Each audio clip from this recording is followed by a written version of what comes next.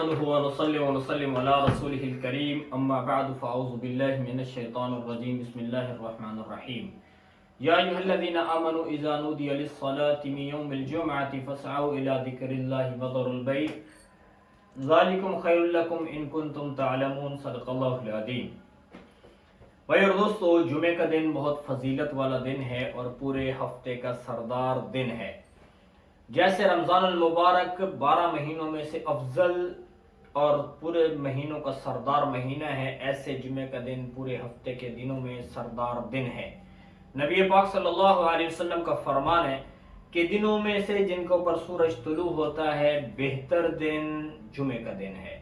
اس دن میں اللہ تعالیٰ نے آدم علیہ السلام کو پیدا کیا، اس دن میں اللہ تعالیٰ نے آدم علیہ السلام کو جنت میں داخل کیا، اس دن میں اللہ تعالیٰ نے آدم علیہ السلام کو جنت سے نکالا، اور یہی وہ دن ہے کہ جس دن میں قیامت آئے گی۔ اور اس دن کے حوالے سے جو سورۃ کہف پڑھنے کا عمل ہے اس کی بہت فضیلت ہے۔ سورۃ کہف پڑھنے کی 2 صورتیں ہیں، ان میں سے ایک یہ ہے کہ پوری سورت کو پڑھا جائے، اور ایک یہ ترتیب ہے کہ اس دن میں جمعہ کی دن میں سورۃ کہف کی ابتدائی 10 آیات کو پڑھا جائے، تو دونوں کی فضیلت ہے۔ جو اس سورت کے پڑھنے کا اہتمام کرتا ہے یا ابتدائی 10 آیات کے پڑھنے کا اہتمام کرتا ہے تو وہ فتنہ دجال سے محفوظ رہے گا۔ اور اس سورت کے پڑھنے کی برکت ایک اور یہ ہے کہ آئندہ آنے والے جمعے تک اس بندے کے ساتھ ایک نور رہتا ہے، یعنی اس کے ذریعے سے ایک نور حاصل ہوتا ہے، اور نور کیا ہے؟ وہ ہدایت کا نور ہے، ایمان کی روشنی ہے جو انسان کے اعمال کے اوپر کھڑا کرتی ہے، تو ایمان کی مضبوطی کا ذریعہ ہے۔ تو یہ اس دن میں سورۃ کہف پڑھنے کا اہتمام کرنا، اور اس دن کے اندر جو سنتیں ہیں، جمعہ کی سنتوں کے حوالے سے ہمیں اس بات کا علم ہونا چاہیے کہ غسل کرنا، مسواک کرنا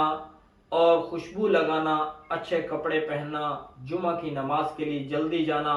اور امام کے قریب جا کر بیٹھنا، اور اس دن کے اندر جو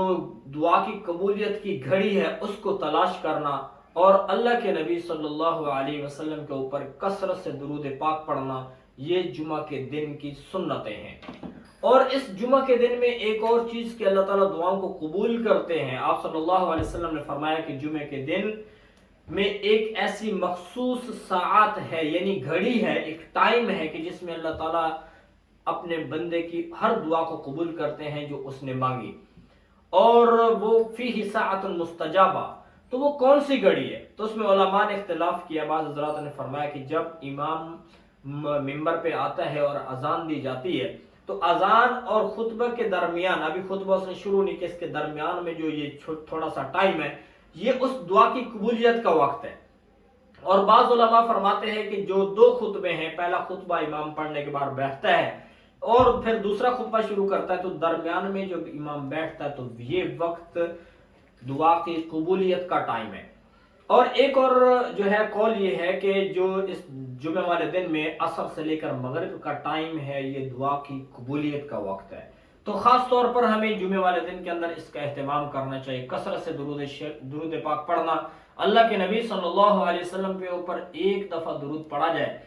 تو اللہ تعالیٰ 10 رحمتیں عطا فرماتے ہیں۔